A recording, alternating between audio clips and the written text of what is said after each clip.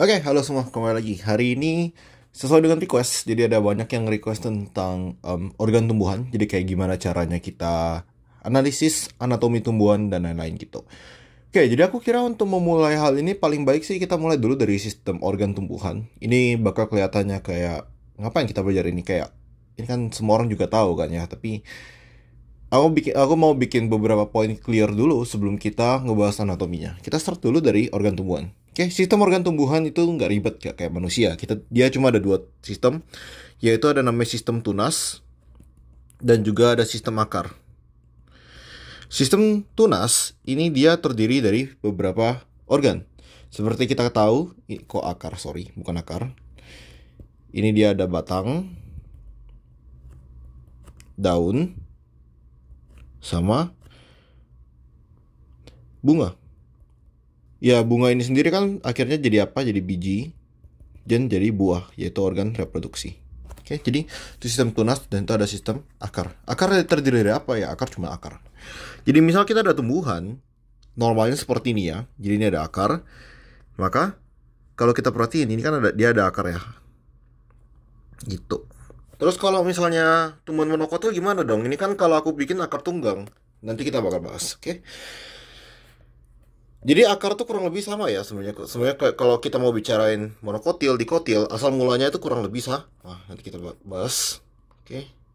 Seperti ini. Ini contoh tumbuhan sederhana aja ya. Tumbuhan, kalau yang di bagian atas tanah, umumnya ya, ini adalah sistem tunas. Kalau ini ke bawah, ini adalah sistem akar. Cuman, definisi ini menurutku kurang jelas. Kayak definisi ini tuh tidak baik untuk kita pakai. Kenapa? Karena ada beberapa organ yang tidak mengikuti aturan. Contohnya, gimana kalau misal akar gantungnya beringin? Itu kan akar, bukan batang. Kenapa kok kita bilang itu adalah akar gantung, bukan batang gantung, ya kan? Terus kentang. Kenapa kentang itu dibilang sebagai umbi batang, bukan umbi akar? Padahal kan kentang di bawah tanah. Terus kacang gimana kacang? Kacang tanah. Kacang itu kan bunga. Kacang itu kan buah kan? Buah yang berasal dari bunga. Gimana caranya? Kok bisa dia itu dibilang sebagai ya buah gitu, buah kacang, bukan akar kacang. Oke, jadi asal mulanya dari sini. Kita harus pahami dulu bahwa pembentuk organ-organ tumbuhan itu ada dua bagian. Bagian pertama adalah yang di pucuk apikal ya.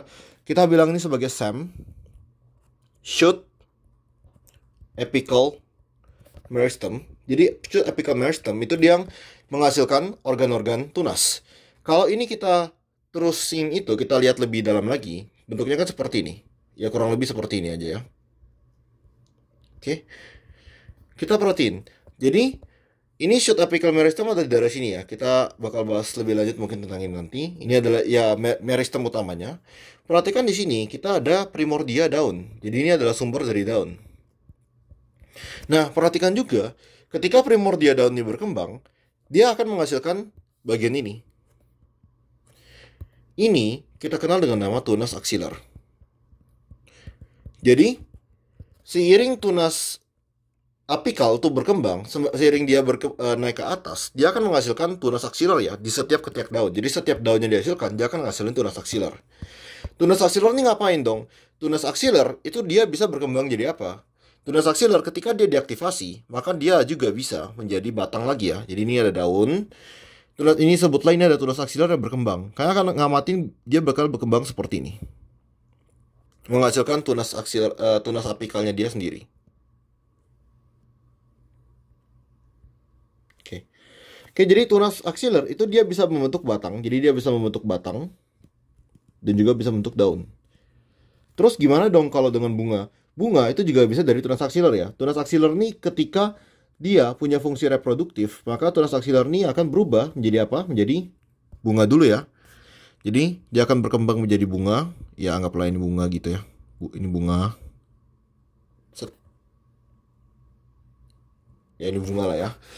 Jadi dia juga bisa membentuk bunga, organ reproduktif. Di sini kita jadi paham. Kelihatannya sepele, tapi ini penting. Ini adalah konsep dasar dari tumbuhan bahwa sistem tunas itu dihasilkan dari suatu meristem, ya, meristem pucuk.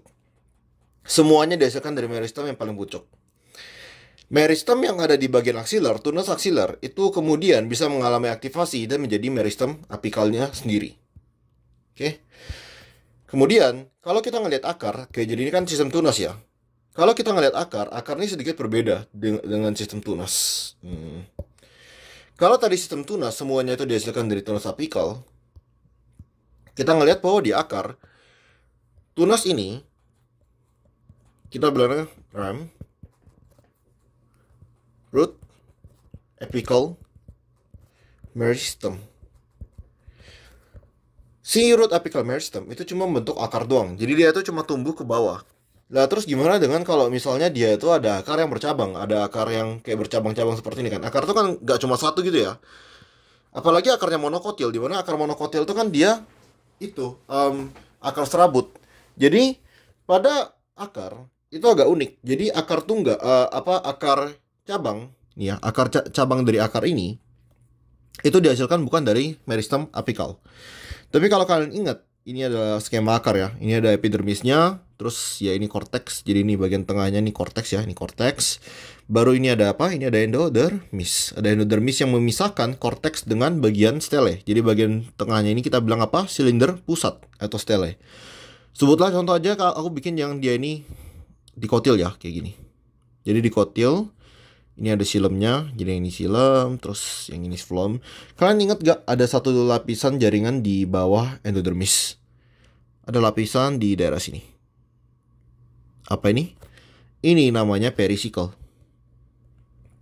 Dimana dengan bantuan auksin, jadi ketika ada auksin diaktifasi, perisicle ini akan ngebentuk cabang akar ya. Cabang akar inilah yang kemudian bertumbuh membentuk akar sekunder ya, akar sekunder atau akar cabang gitu. Jadi di sini kita bisa lihat ya, akar cuma bisa bentuk akar cuma bisa bentuk cabang akar, dan tunas itu bisa membentuk sistem cuma bisa bentuk yang lainnya.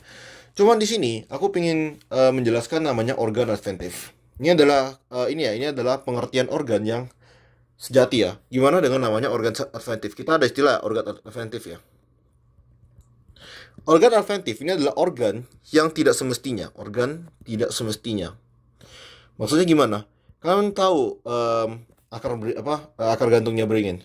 Actually, coba aku cari foto. Oke, jadi di sini ada dua organ. Ini adalah beringin. Coba kita lihat. Jadi ini dari mana kita tahu ini adalah akar? Alasannya adalah ketika kita lihat di bawah mikroskop, dia ini anatominya mirip dengan anatomi akar gitu. Jadi cara utamanya kita harus lihat anatominya dia. Tapi karena dia ini tumbuh dari batang, kita bisa lihat ya, akar ini ternyata bisa tumbuh dari batang. Maka ini kita bilang juga sebagai apa? Akar adventif. Akar yang tidak semestinya gitu. Sama juga di jagung. Jagung ada istilah akar tunggal, akar apa ya namanya? Akar gantung atau nggak salah namanya? Tapi bahasa Inggrisnya namanya prop root. Aku lupa istilah bahasa Indonesianya. Jadi prop root ini, kalau kita lihat, ini adalah akar. Cara taunya di mana ini adalah akar? Karena kalau kita lihat di mikroskop, ya dia itu bentuknya kayak akar.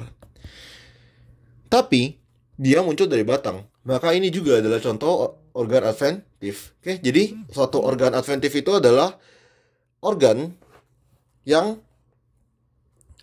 tidak semestinya, tidak sesuai dengan aturan yang kita miliki di atas ini.